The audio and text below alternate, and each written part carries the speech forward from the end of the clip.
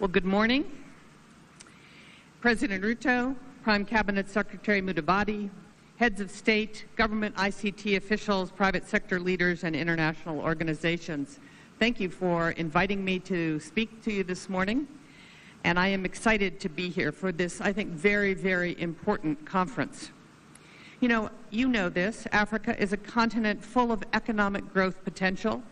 And in my view, technology is the key to prosperity as we work together to shape the future of connected Africa. As some of you may know, international diplomacy is a second career for me. I spent most of my professional life in business, including the CEO of two large international companies, eBay and Hewlett-Packard. And one of the most important things I learned in my business career is this: every business is a technology business. As your colleagues here in Kenya know, I have been talking about this ever since I arrived as U.S. Ambassador in August of 2022. But the historic truth of this statement became even more real to me on a recent visit to Northwest Kenya, where anthropologists are partnering with Kenya's National Museum to study some of our earliest human ancestors. While I was there, one of the scientists handed me a chipped stone tool and told me casually, "You are holding the oldest known example of human technology. 3 million years ago, one of our great-great-great-great-grandparents figured out how to sharpen tools to prepare food. And this stone is the birth of technology." First, the good news is I did not drop the stone. Second, the insight. As I held that stone tool, I realized that humans have been in the technology business since the very beginning, and Africa has been home to human innovation from the start. I am confident that Africa will also be home to important technological innovation in the 21st century. Now, when I say every business is a tech business, it is a reminder that technology innovation isn't just about what is flashy. It's about addressing real problems to help real people, like our ancestors did when they first used technology to create that first hand tool. I became the CEO of eBay in 1998, and our company was at the heart of the first internet boom. There was lots of focus back then on flashy technology, and everyone, including me, thought of eBay first as a tech company. But when we really focused on our mission, we found that we were answering questions that most people didn't consider tech questions. How could we help people buy and sell things efficiently? How could we help people pay for those things safely? And how could we help people ship those things quickly? Our success came because we took business questions and turned them into tech questions. That was simple, and it was revolutionary. I encourage all of you to consider this approach for your economies. Look at what strengths already exist in your countries and ask how technology can solve challenges in those sectors to make you a leader through innovation.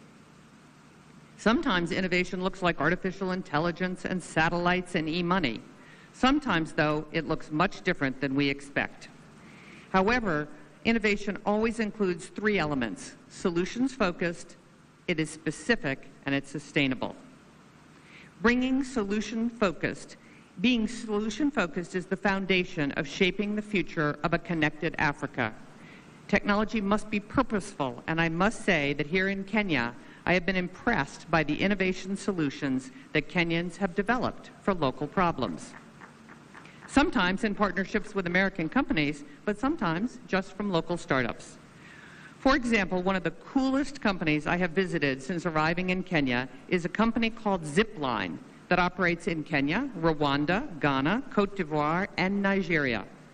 Zipline uses drones to deliver life-saving medical products to hard-to-reach areas.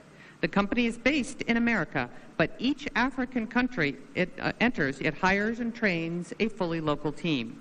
This means that it creates a true partnership where engineering and technology solutions are driven from the ground up. Zipline saw a problem in medical distribution, and they used technology to create a solution. Innovating with technology also requires being specific. The solutions must matter to real people and make sense in a local context.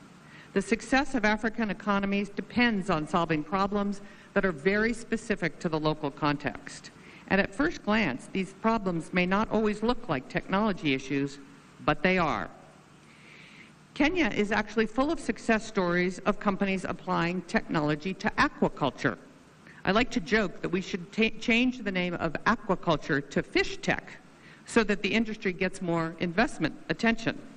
But it's not completely a joke. Today, fisheries rely on cutting-edge technologies like GPS, data analytics, and artificial intelligence that have the potential to revolutionize fishing and make Africa the world leader. And it's not just fishing. In the 21st is not just farming, it's ag tech. Medicine is not just medicine, it's med tech. Finance is not just finance, it's fintech. And fashion is not just fashion, it's fashion tech. You get the idea. Whatever your country's specific strengths and challenges are, that's where technology can deliver the most impressive results. Finally, using technology to shape the future of a connected Africa must be sustainable. Technology innovation is not a one-time innovation. It requires constant adaptation that we must maintain over time. Many of you know, over the past few years, we've been sharing a presentation called Why Africa, Why Kenya, that focuses on opportunities for U.S. companies to invest on the continent. As everyone knows, by 2050, 1 in 4 people on Earth and 1 in 3 working-age people will live in Africa. That demographic reality presents an immense opportunity, and taking full advantage of that opportunity means training African workforces so the continent leads in both producing and innovating. There are 2 other reasons that I believe Africa should be on every American CEO's focus list: supply chain diversification and green energy. The war in Ukraine and the COVID-19 pandemic taught us that we all need more diverse supply chains, and Africa can be the solution to this global need, and technology will be the key to that success. But when companies diversify their supply chains, they also must go someplace where there is renewable energy. And this continent has abundant hydro, solar, wind, and geothermal resources, and many of your countries are on the forefront of this sustainable change. For example, Kenya produces more than 93% of its energy from renewable sources. New technologies like artificial intelligence are super power hungry, and Africa is positioned to lead in this important power generation sector in ways that will impact the entire world. These are just some of the keys to shaping the future of a connected Africa. In my 2 years in Kenya, I've seen amazing examples of innovation in action, and I look forward to hearing about those developments across the continent as Africa takes on more leadership in technology in the coming years. Thank you very much.